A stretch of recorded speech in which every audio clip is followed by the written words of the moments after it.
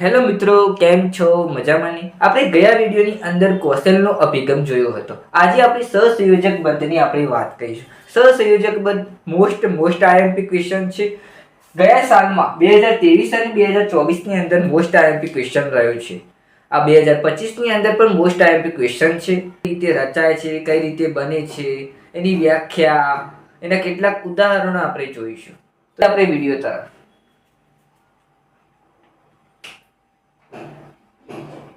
ઈસવીસન 1919 ની અંદર ઈસવીસન 1919 માં લેગ્ન્યુર નામના વૈજ્ઞાનિકે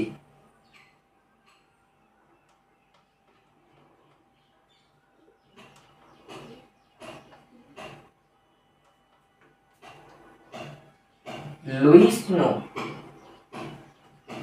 સહસંયોજક બંધ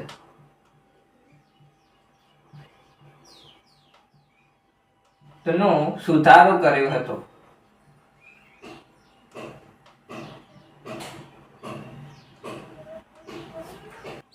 ઈસવીસન 1919 માં લેગ્ન્યુર નામના વૈજ્ઞાનિકે લુઈસનો સહસંયોજક બંધનો સુધારો કર્યો હતો. લુઈસ નામના વૈજ્ઞાનિકે આ સહસંયોજક બંધની વાત તો કરી હતી, પણ લેગ્ન્યુર નામના વૈજ્ઞાનિકે પણ એનો સુધારો કરીને પછી પાછી રચના કરીને, તો આપણે એમ કહી શકાય કે સહસંયોજક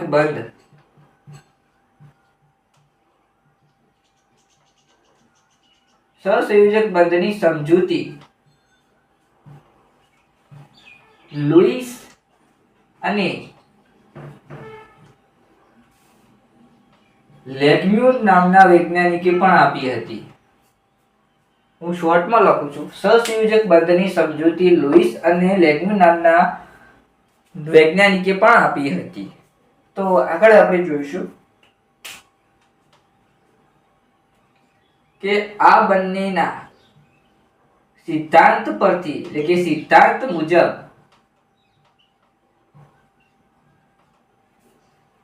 પરમાણુઓ વચ્ચે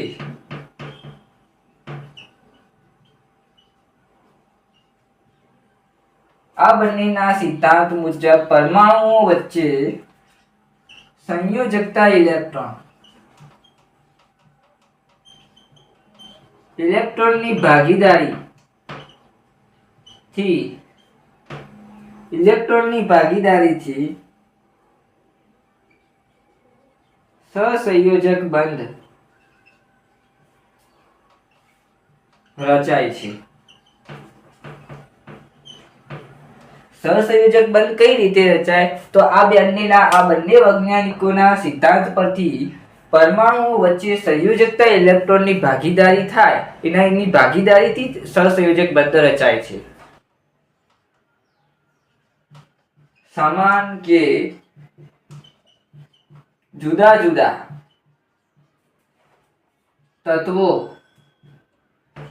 બે કે તેથી વધારે પરમાણુઓ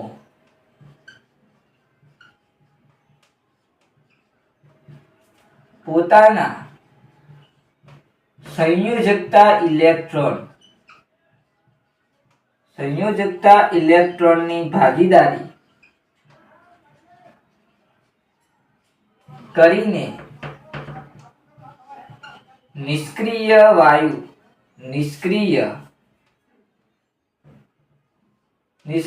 વાયુ તત્વો જેવી સ્થાયી અષ્ટક રચના પ્રાપ્ત કરે છે.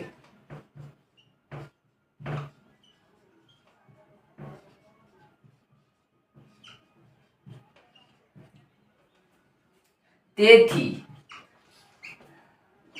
રચાતા બંધને સહસંયોજક બંધ કહીશું.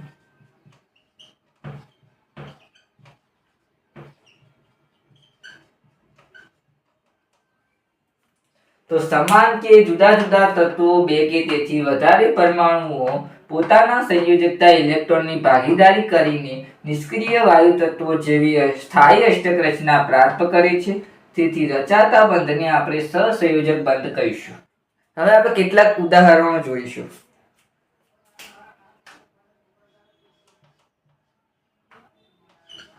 એક સહસંયોજક બંધ,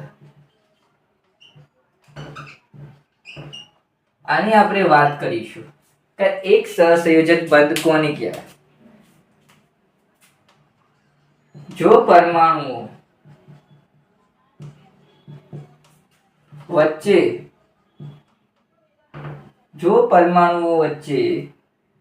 એક એક ઇલેક્ટ્રોનની ભાગીદારી થાય તો એક સહસંયોજક બંધ કહેવાય.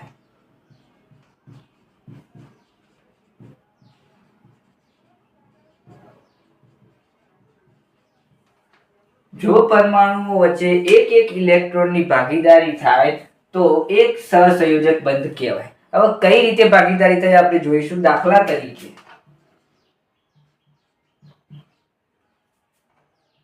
આપણે Cl2 અણુ લઈશું. Cl એક આ બાજુ Cl વચ્ચે.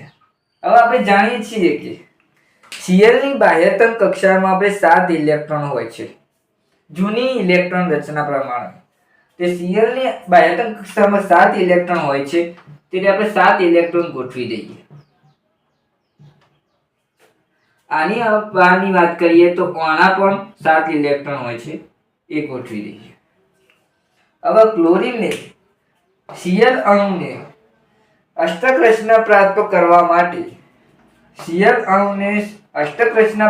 કરવા માટે એક ઇલેક્ટ્રોનની જરૂર છે અને આ Cl ને પણ અષ્ટક રચના પ્રાપ્ત કરવા માટે એક ઇલેક્ટ્રોનની જરૂર પડશે. આ ક્લોરીન એક ઇલેક્ટ્રોનની ભાગીદારી કરશે અને આ Cl પણ એક ઇલેક્ટ્રોનની ભાગીદારી કરશે. તો એક ઇલેક્ટ્રોનની ભાગીદારી કરશે બંને. તો આ Cl અષ્ટક રચના પ્રાપ્ત કરશે. આ Cl પણ અષ્ટક રચના પ્રાપ્ત કરશે. આ બે ઇલેક્ટ્રોન ઓના પણ કહેવાય, આ બે ઇલેક્ટ્રોન ઓના પણ કહેવાય. તો 8 ઇલેક્ટ્રોન થઈ ગયા. તો આવી રીતે અષ્ટક રચના પ્રાપ્ત કરે છે. એક ઇલેક્ટ્રોનની ભાગીદારી કરી, તેથી કહી શકાય કે આ Cl અણુ વચ્ચે એક સહસંયોજક બંધ રચાય છે. એટલે કે બાકીના 6 ઇલેક્ટ્રોન એ એમના એમ જ રહેશે.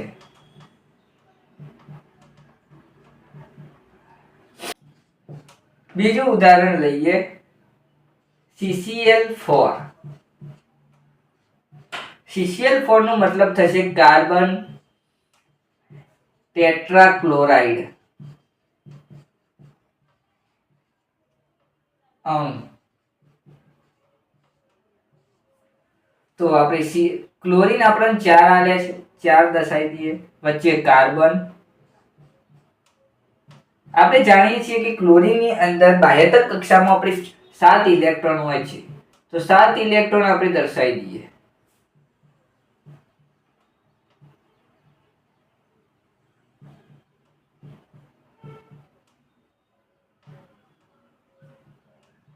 બધા ક્લોરીનની અંદર 7 ઇલેક્ટ્રોન હોય, તે 7 ઇલેક્ટ્રોન આપણે એક ઇલેક્ટ્રોનની આપણે વાત કરીશું.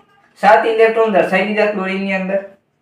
હવે કાર્બનની અંદર બાહ્યતમ કક્ષામાં 4 ઇલેક્ટ્રોન હોય, એ 4 ઇલેક્ટ્રોન આપણે દર્શાવી દઈએ.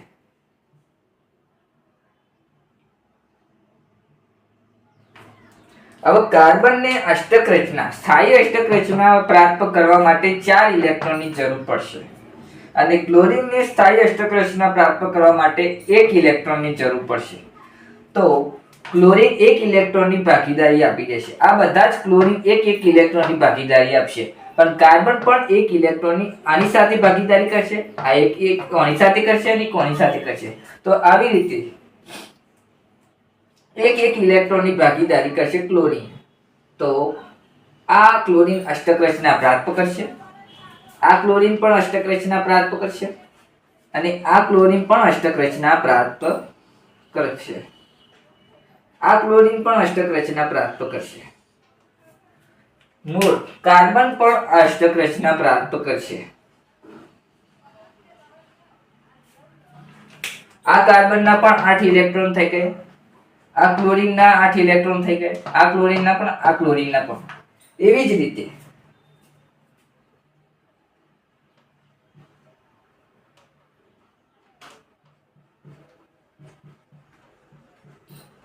એક એક ઇલેક્ટ્રોનની ભાગીદારી કરવાથી કાર્બન અને ક્લોરીન વચ્ચે એક સહસંયોજક બંધ બનશે. બધાની અંદર એક એક ઇલેક્ટ્રોનની ભાગીદારી હોવાથી એક જ બંધ બને છે, એટલે કે એક સહસંયોજક બંધ બને છે. વિડીયો આપણે આટલે સુધી રાખીએ છીએ. વિડીયો ગમ્યો હોય તો સબસ્ક્રાઇબ, લાઇક, શેર અને કોમેન્ટ કરજો. જય શ્રી રામ.